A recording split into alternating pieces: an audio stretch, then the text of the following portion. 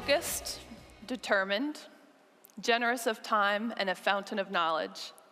Anytime we're able, we seek the opportunity to invite our next guest to bring his expertise to our table.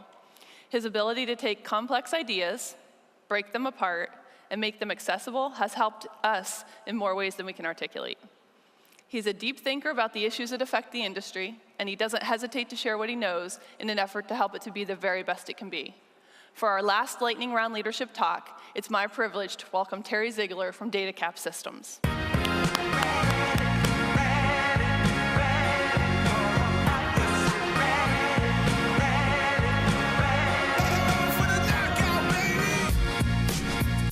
RSPA. How's everybody doing today? You know, Jim, I must be the best delegator in the world because my staff doesn't think I do anything. They might be. They might be right. Friction. It's a new catchword, particularly among the private equity guys and venture capitalists that are pouring tons of money into technologies while trying to Uber-ize everything. When evaluating investments, they ask whether a product or service is removing friction from a business process. What they often don't think about is whether that friction is anyway being removed among the industry constituents necessary to deliver the concept. Was there friction between the telephone companies when they failed at launching SoftCard, or among the merchants that failed with MCX? That's a pretty good bet on both counts. When looking at this industry, there is no shortage of new concepts. And there certainly are a cross-section of folks in this room that variably compete and cooperate, or not really. Today, I want to talk to you about that friction in relationships. I'd like to start by sharing a little bit about Datacap's history that inevitably forced us to deal with that friction in evolving relationships. Now, the gray hairs in this room may enjoy the trip down memory lane.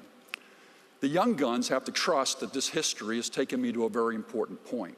But just for fun, I'd like to ask how many people in this room have more than 20 years experience in the industry? Give the RSPA some help here. It's a lot of hands. How about 30 years? Wow, 40? Hands go down. 50. Look at that. That's terrific. Congratulations. That's a lot of durability in this industry. Well, you know, I was telling Jim Roddy last night about, you know, when I started in this industry, back in 1977, actually, this is kind of almost my 40th year, and Jim reminded me that he was in Mrs. Schute's second grade class at that time. So anyway, we started our business as a cash register POS manufacturer 33 years ago. Our claim to fame was we were the very first company to put integrated payments into a standard ECR POS system. That was in 1984. We were also innovators in full transaction capture and communications, hence the name Datacap Systems. Everybody wonders why we're named that. We sold our products through a channel, an integration channel, to places where NCR, IBM, Fujitsu weren't. They were in large store, many lanes, large chains. So we went small stores, mostly one register per store, sometimes two. And we did some great business with boutique shops like Dress Barn, Fredericks of Hollywood, Mother's Work, stores that had a few stores to hundreds of stores. Not only did they drive the use of integrated payments in mid-sized retail segments, but they also drove the use of full transaction data, what we now call big data. And we polled and sent that data largely to service bureaus, now called the cloud. The important part of these comments is we successfully installed tens of thousands of POS registers in association with 50 or so key software partners, had a very successful ongoing business.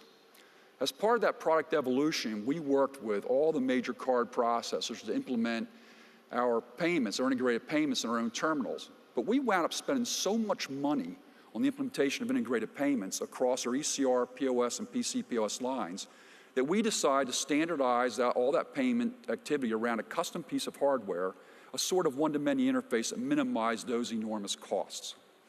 So thinking about our next business step, we got this crazy idea that it might make sense to lift that payments technology out of our own products and sell it to other ECR POS guys. After all, integrated payments were eliminating friction at the point of sale. But what about the friction within the necessary partner relationships to deliver that product? So our marketing research put us in front of a bunch of bank card processors to talk about having them distribute this product through their channels. One particular processor liked this idea a lot. But they were also a communications company in addition to a card processor. And they wanted us to use our products, basically, to help increase their data communications value to other processors and become a universal pipe for the entire payments industry. That was one of our first hardcore introductions to the power of conflicts of interest and the friction created. My gut reaction was that none of the other processors were going to embrace this company for datacomms, while I also owned a card processing company. This processor strongly disagreed. So we checked around with some of our other processor contacts and got answers that are interested in that arrangement that ranged from no to hell no. That distribution idea was going down in flames due to those conflicts of interest and the friction created. Of course, the challenge is that these conflicts of interest lessons are easily learned when other people experience them, not so much when you're getting your own butt kicked. So that particular business arrangement was doomed. The product idea was still pretty good. So we extracted the hardware and the software component that represented those payments interfaces, and we visited a number of VCR POS companies to pitch the idea. What do you guess the answer was? No to hell no.